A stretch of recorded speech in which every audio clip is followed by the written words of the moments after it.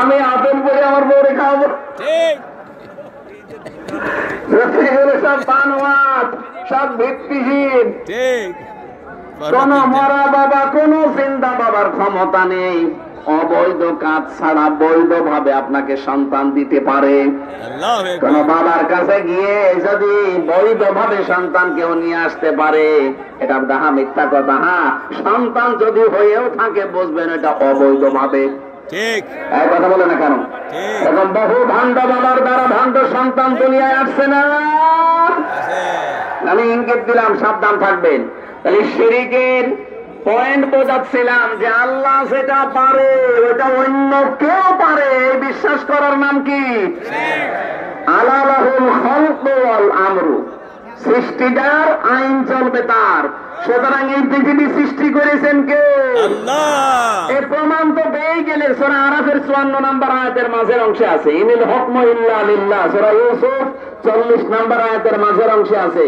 বিধান চলবে কার? আল্লাহ। সুতরাং আল্লাহর তৈরি করা এই জমিনে আল্লাহর বিধান বাদ দিয়ে যারা মানুষের তৈরি করা আইন কানুন প্রতিষ্ঠা করতে চাচ্ছেন, আপনি শিরিক করছেন। আর শিরিক করলে মানুষ মুশরিক হয়ে যায়। মুশরিক হলে বিনা হিসাবে বিনা বিচারে জাহান্নামী। এত দলিল দিয়েও যদি কেউ ফিরিয়ে না আসে, আমার মনে হয় ওর কপালে আর হেদায়েত নেই।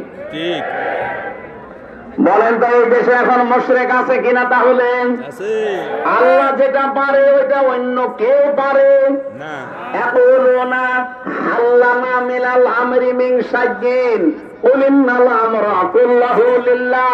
সূরা আলে ইমরান 154 নম্বর আয়াতের মাঝের অংশে আছে, 4 নম্বর পারা 9 নম্বর পৃষ্ঠা 3 নম্বর লাইনে আছে। আল্লাহ বলেন, কাফেররা জিজ্ঞাসা করতো, হে মুহাম্মদ সাল্লাল্লাহু আলাইহি সাল্লাম, আইন তৈরি করতে আমরা কি পারি? আল্লাহ বলেন, নবী আপনি বলেন যে না, এটা তৈরি করার একচ্ছত্র মালিকানা কার? আল্লাহ। সুতরাং আল্লাহ বাদে আইন তৈরি করা যেহেতু জায়েজ নেই। ঠিক এই 54 বছর যাদের তৈরি করা আইনে এই দেশ চলেছে, ডাক্তার মোহাম্মদ কামাল, হ্যাঁ, তার বানানো এই সংবিধান এই দেশ থেকে তুলে দিয়ে কোরআনে কারিমে আল্লাহ একটা সংবিধান দিয়েছেন। সূরা ফুরকান 77টা আয়াত আছে, 73টা ধারা আছে।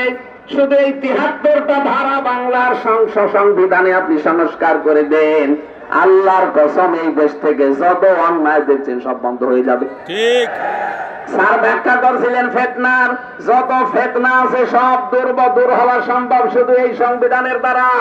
ঠিক কিসের চাঁদাবাজি করবেন আপনি? এমনি দূর হয়ে যাবে যদি এই 73টা ধারা বাংলার সংবিধানে সংশোধন হয়। আর 53 বছর আমরা দেখলাম যে কিছুই হয় না, হাজার হাজার ধারা দিয়ে।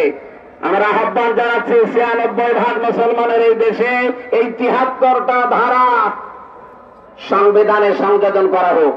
ঠিক এর পক্ষে আপনারা নেই? হাত আমাদের মুখের কথা আমাদের পর্যন্ত যাবে কি যাবে না জানি না, কিন্তু আরো চলে গেছে। ইব্রাহিম নবীকে আগুনে দিয়েছিল, ব্যাংক শুধু প্রসাদ করেছিল, জানতো যে আমার প্রসাবে কিছু হবে না, কিন্তু পক্ষে ছিল। আমরা এই সংবিধানের পক্ষে আছি না?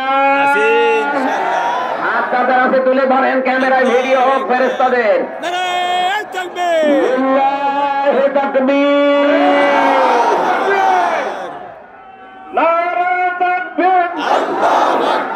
আল কোরআনের আলো সংসদে জালো, আল হাদিসের আলো সংসদে জালো, সংসদে জালো, আল কোরআনের আলো, আল হাদিসের আলো সংসদে জালো।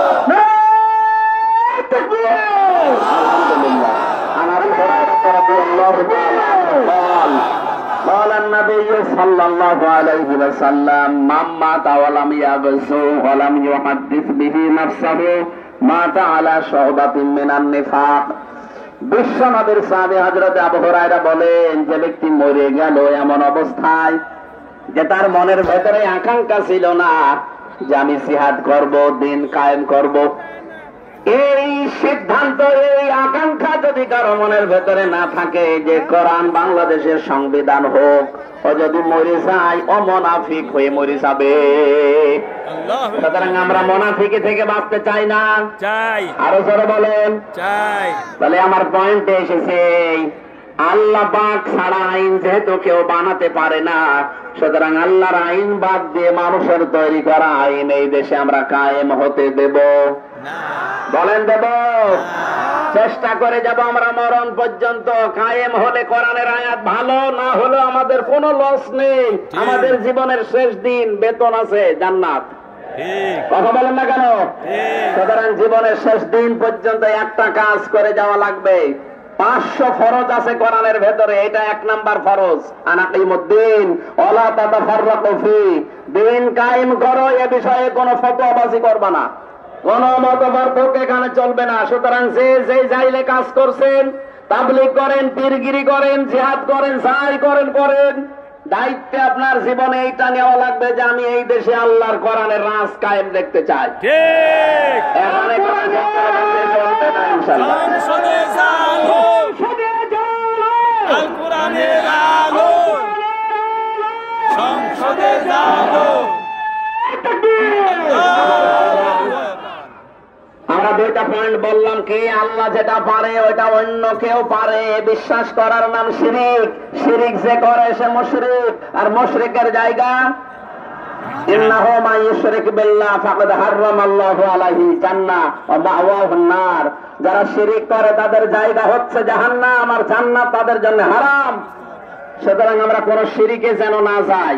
আল্লাহর তৈরি আইনের বিরুদ্ধে বাদ দিয়ে মানুষের তৈরি আইন যারাই প্রতিষ্ঠা করার জন্য দল করবেন, ভোট দেবেন, চিন্তা ভাবনা করবেন, চেষ্টা করবেন, আপনি মুশরিক হয়ে মারা যাবেন। আমি আপনাকে বাঁচাতে চাই। আপনি জাহান্নামে গেলে আমার কোনো লস নেই। হ্যাঁ, আল্লাহর কসম, আপনি জাহান্নামে গেলে আমার কোনো লস নেই, কিন্তু আমি কিয়ামতের দিন ধরা খেয়ে যাব যদি এই কথাটা আপনাকে না জানাই। সুতরাং বাংলার জনগণ সাবধানে, রেকর্ড হচ্ছে, সারা দেশে ছড়িয়ে যাচ্ছে। সবাইকে আমি আহ্বান জানাচ্ছি, আল্লাহর তৈরি করা আইন বাদ দিয়ে মানুষের তৈরি করা আইনের পেছনে থেকে তার জন্য শ্রম দিলে, সময় দিলে, দল করলে, ভোট করলে, রাজনীতি করলে আপনি জাহান্নামে যাচ্ছেন, আমি দেখতে পাচ্ছি। আল্লাহু আকবার। এরপরে বাকিটা আপনার বিবেকের উপরে। আর বিবেক অনুযায়ী যদি কাজ না করেন, আপনার উপরে ভুল চাপিয়ে দেবেন কে? দলিল কোথায় আছে? সূরা ইউনূস 11 নম্বর পারা 19 নম্বর পৃষ্ঠা 4 নম্বর লাইনের 100 নম্বর আয়াতের শেষের দিকে আছে। এত দলিল দিয়ে যদি কারো মন খারাপ হয়, আমার মনে হয় ওটা একটা টাটকা আবু জেহেল। আবু জেহেল এত খারাপ ছিল না। 2 নম্বরে আল্লাহ মাল কিনতে চান। মাল মানে আবুল মাল না, যেটা এই যে ততবার গেল কামাল, এ মাল না। মালের ব্যাখ্যা পেয়েছি আমি 4টা। আমার আজকের অনুষ্ঠান গাজীপুরে, ওইটা আসল মাহফিল ছিল। এটা আপনারা দায়িত্বশীল যারা আছে এদেরকে ধরে জোর করে নিয়েছেন। এমনি জালেমরা 3টা বছরে আমার ফাঁসির কন্ডেম ছেলে খাবার দেয়নি, খেয়ে না খেয়ে আমার শরীরটা শেষ করে দিয়েছে। 14 রকমের অসুখ আমার শরীরে।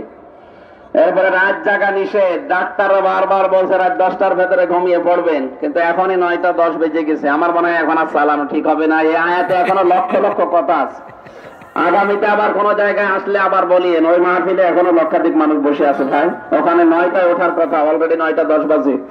আমি আর চালাতে পারছি না, বারবার এই যে পেছন থেকে আওয়াজ আসছে, দেখতে পাচ্ছেন না। আগামীতে আসলে আবার কথা বলবো ইনশাআল্লাহ। আমি তো মোনাজাত করে দিলাম। আল্লাহুম্মা আমিন। আল্লাহুম্মা আমিন। লা হাওলা ওয়ালা কুওয়াতা ইল্লা বিল্লাহিল আলিয়্যিল আযীম। আল্লাহ তাআলা যেভাবে আরম্ভ করেছিলাম, ঘন্টার পরে ঘন্টা বললো তোমার বান্দা বান্দিরা চলে যেত না। অল্প সময় যে কথাগুলো বুঝিয়েছি আমল করার তৌফিক দাও। ইসলামী সমাজ কল্যাণ ট্রাস্ট কিয়ামত পর্যন্ত তুমি কায়েম করে নাও। কয়েকদিন আগে আমি পাবনা দারুল আমান ট্রাস্টের ময়দানে গিয়েছিলাম। মরহুম শহীদ আল্লামা আব্দুস সুবহান রহমাতুল্লাহ আলাইহির কবরের কাছে। রব্বুল আলামিন এই ট্রাস্টের সাথে এই ট্রাস্টকে কবুল করে নাও। যত মানুষ আমরা এসেছি আমাদেরকে মেহেরবানি করে এই কোরআনের উপরে প্র্যাকটিস করে দাও। কখনকার কাছে আজরাইল চলে আসে জানি না, আজরাইল আসলেই যেন পড়তে পারি লা ইলাহা ইল্লাল্লাহু মুহাম্মাদুর রাসূলুল্লাহ। আমি জেলখানায় বসে মেয়েদের জীবনের উপরে, দাম্পত্য জীবনে একটা বই লিখেছিলাম। এই যে এখানে আছে বামে বামে ওই যে সাদা গাড়ি, গাড়ি থেকে যাওয়ার সময় একটু নিয়ে যান, কাছে লাগবে, মেয়েদের জন্য নিয়ে যান। দাম্পত্য কলহ এবং তার সমাধান। আমার আসলে একটা